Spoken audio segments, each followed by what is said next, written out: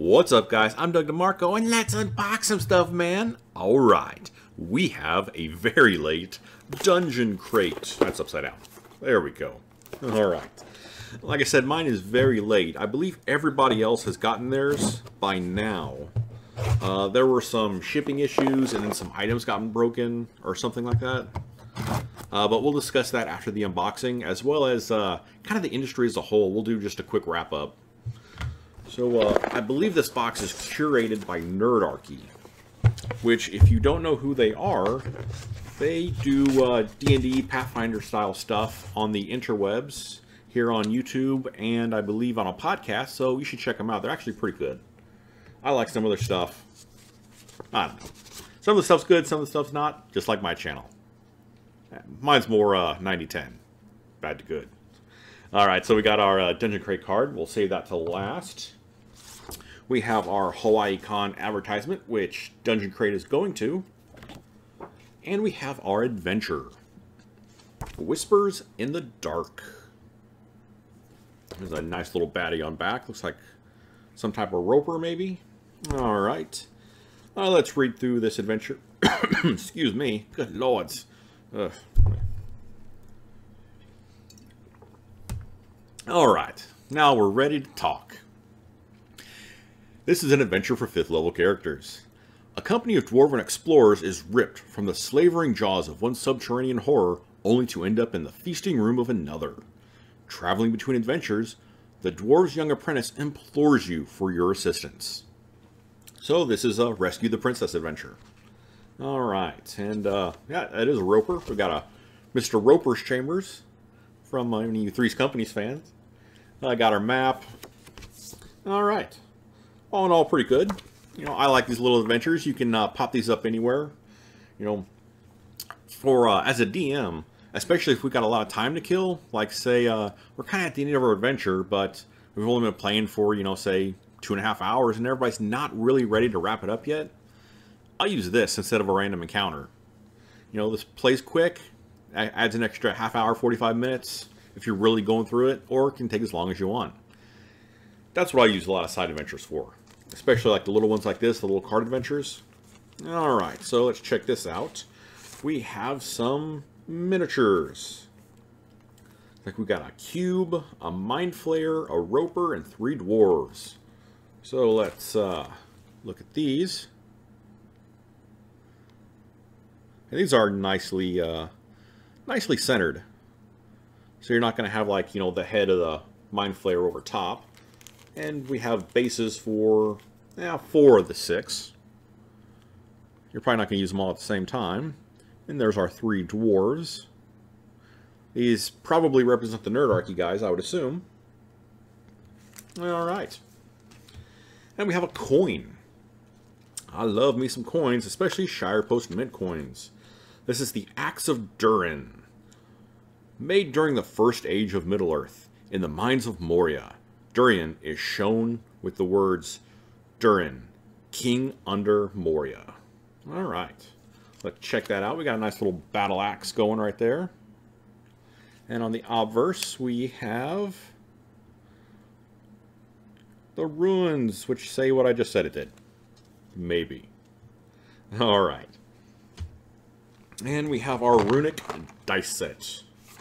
Now, I'm kind of interested in this because these are D4s. Let's take a look at this.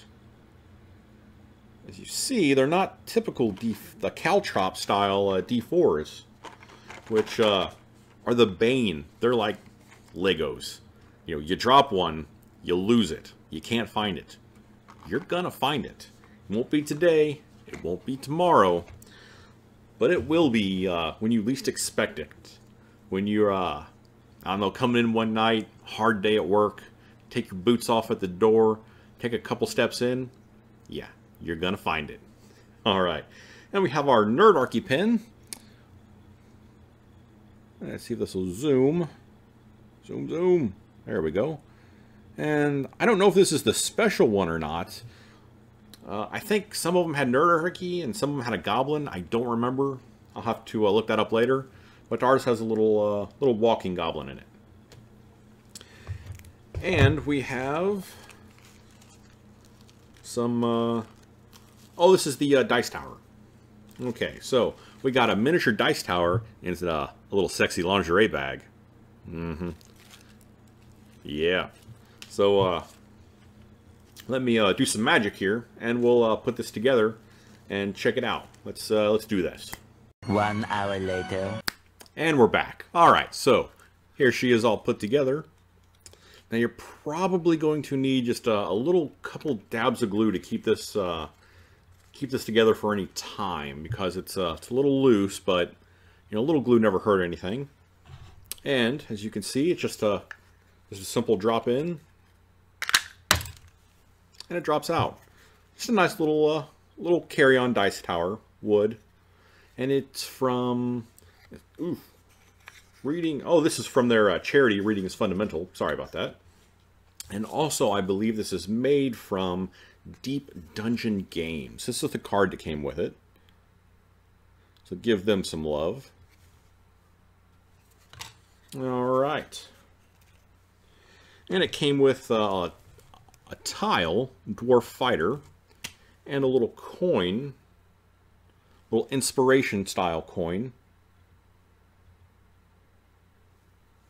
Okay. And last, we have some more inspiration tokens. I believe these are the beard tokens, and these plastic bags, man. They get me. I can't open them. There we go. All right.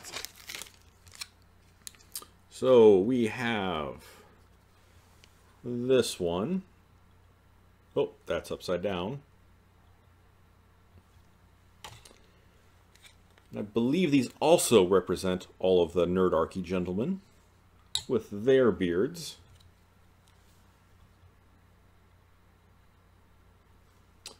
So if you don't have a beard, maybe you can take one of these and become something like a beardsman apprentice. There you go. All right, and last but not least, we have a little NerdArchy bag. Little dice bag. Dice bags are always good. You can never, dice and dice bags. You can never have too many, or you can never have not enough. And we have our treasure deck. Now this is a redo from the last box, because apparently there was something wrong with the treasure deck. Either it was printed incorrectly or something like that. I don't know off the top of my head. But in order to make up for that, we got this version, which is supposed to be the updated new version. I think maybe the cards were too thin, or I don't know. I don't know. And that was it for this box. We actually got quite a bit of stuff, so the value is going to be pretty high up there on, you know, the box as a whole. Let's throw everything back in here so we can get everything to fit. And oh, we also got a D20 that came with the box too. Some stuff. We got a sticker from Deep Dungeon Games. It's always nice. So let's check out our card. Dungeon Crate. This month's Dungeon Crate is brought to you by the fine folks at NerdArchy. This guest-curated crate is packed with fun items inspired by those internet nerds. Check out the included adventure and use the items in this crate in the adventure gameplay. A portion of the proceeds from each subscription will go directly to the charity Reading is Fundamental. Alright, so let's make sure we have everything. We have our Dungeon Crate Adventure. Got that. We have our NerdArchy Mini Dice Tower from Deep Dungeon Games. We have our clear flat minis from Arknight Games. Our NerdArchy Dice Bag. Our D2 and D4 Runic Dice from Q Workshop. Our Axe of Durin coin from Shire Post Mint. Our Beardspiration tokens from Advanced Deployment. Our NerdArchy button. And our replacement treasure deck from Nord Games. And I believe that is absolutely everything. Alright. And of course our digital password, which is mine, not yours. If you want one, you have to subscribe. Alright guys, so that was this month's Dungeon Crate. All in all, a really nice crate. Packed full of good stuff. Just wish I would have got it earlier. And as always guys, thanks for watching, and you be awesome.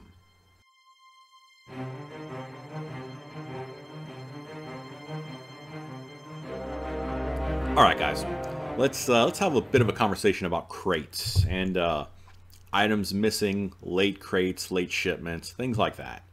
Now, as a whole, especially right now, the entire mystery box industry is going through a pretty rough go of it.